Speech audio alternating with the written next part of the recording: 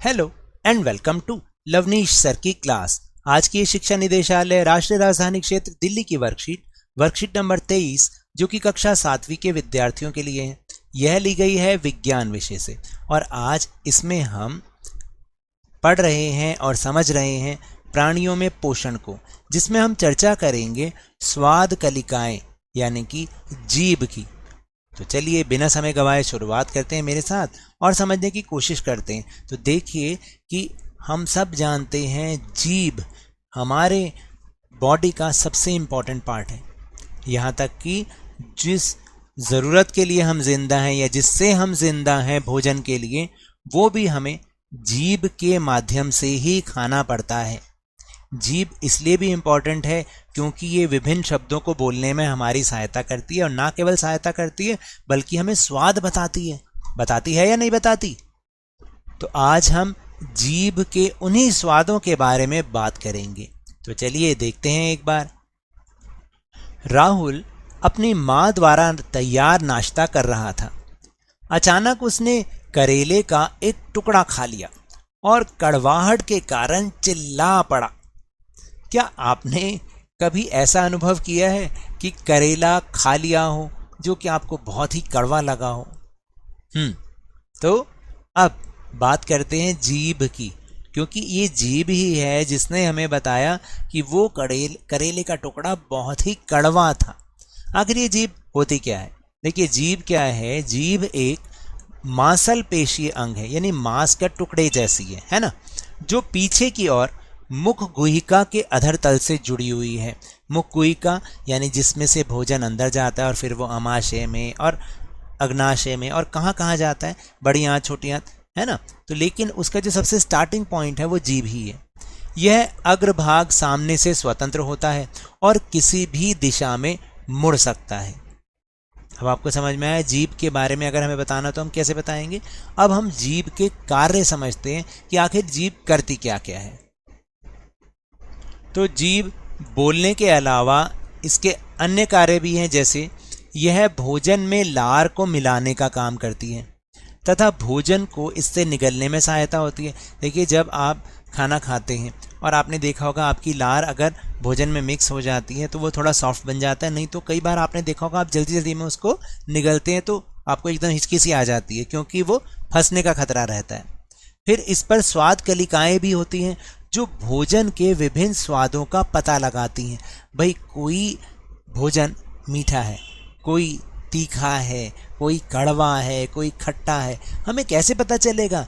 ये जीभ ही है, इसके ऊपर अलग अलग जगह पर स्वाद कलिकाएं होती हैं जो हमें उस चीज़ का स्वाद बताती हैं। जैसे कि यहाँ पर कुछ दिखा भी रखा है, जैसे अगर आप देखेंगे कि साइडों से हमें खट्टे का पता चलता है, फिर उससे थोड़ा सा नीचे नमकीन का पता और सबसे आगे से मीठे का पता। और भी अच्छे से इसको जान लेते हैं एक बार कि कहाँ कहाँ से कौन सा स्वाद पता चलता है। तो देखो सबसे ये आगे से जो इतना पार्ट है जीभ का, ये हमें मीठा बताता है।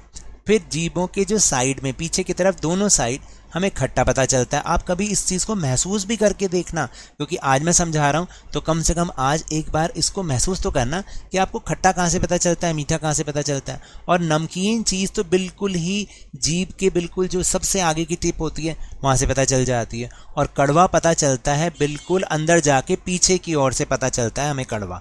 ठीक है, तो ये तो चारों स्वाद हमें पता चल गए। अब अभ्यास के थोड़े से प्रश्न कर लेते हैं जो कि बहुत ही आसान है। तो सबसे पहले है रिक्त स्थान को भरिए। जीभ एक मांसल है जो पीछे की ओर के अधर तल से जुड़ी होती है। तो यहाँ पर आप क्या भरिएगा? जीभ एक मांसल पेशीय अंग है। पेशीय अंग है जो पीछे की ओर मुख गुहिका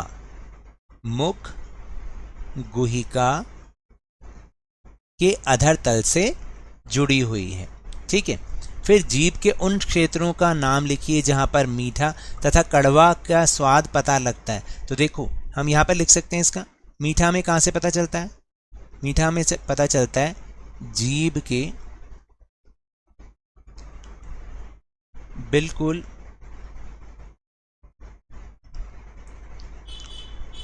अग्रभाग से, अग्रभाग बोलते हैं यानी आगे का भाग, अग्रभाग से।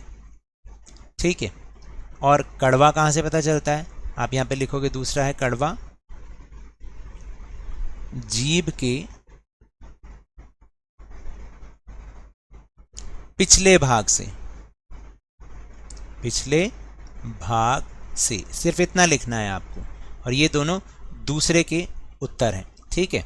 फिर इसके बाद है, कल्पना कीजिए कि हमारे मुख में जीभ नहीं होती तो आप कैसा अनुभव करते। भाई आप कैसा अनुभव करते आप लिखिएगा, मैं जैसा अनुभव करता मैंने यहाँ पर लिखा है, आप उसको भी देख सकते हैं। देखिए मेरे हिसाब से जो उत्तर नंबर 3 है वह है कि अगर हमारे मुख में जीभ नहीं होती तो हमें किसी भी स्वाद का पता नहीं चल पाता, ऐसा ही है ना। और ना ही ये लार मिलाने का कार्य करती, जिससे भोजन निगलने में बहुत ही मुश्किल होती, क्योंकि सूखा सूखा भोजन होता, जब हम उसको अंदर लेके जाते, अंतर ग्रहण करते, तो हमें वो सांस की नली में फंसने का खतरा भी वो रहता। तो अब आप समझे कि अगर जीभ ना होती तो क्या हो सकता था।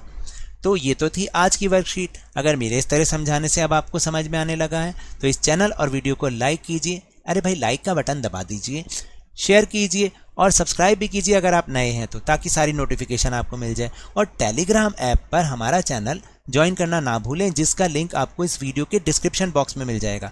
वहाँ से आप हमारे चैनल के साथ जुड़ोगे ना तो आपको सारी वीडियोस के लिंक एक साथ मिल जाएंगे, आपको कहीं ढूंढने की ज़रूरत नहीं पड़ेगी। लेकिन याद रखिएगा, घर से बाहर निकलते समय मास्क अवश्य लगाना है, और जब भी आपकी बारी आए कोरोना का टीकाकरण ज़रूर करवाना है, क्योंकि कोरोना को हराना है और ज़िंदगी को एक बार फिर से सुहाना बनाना है। इसी उम्मीद के साथ बहुत बहुत धन्यवाद।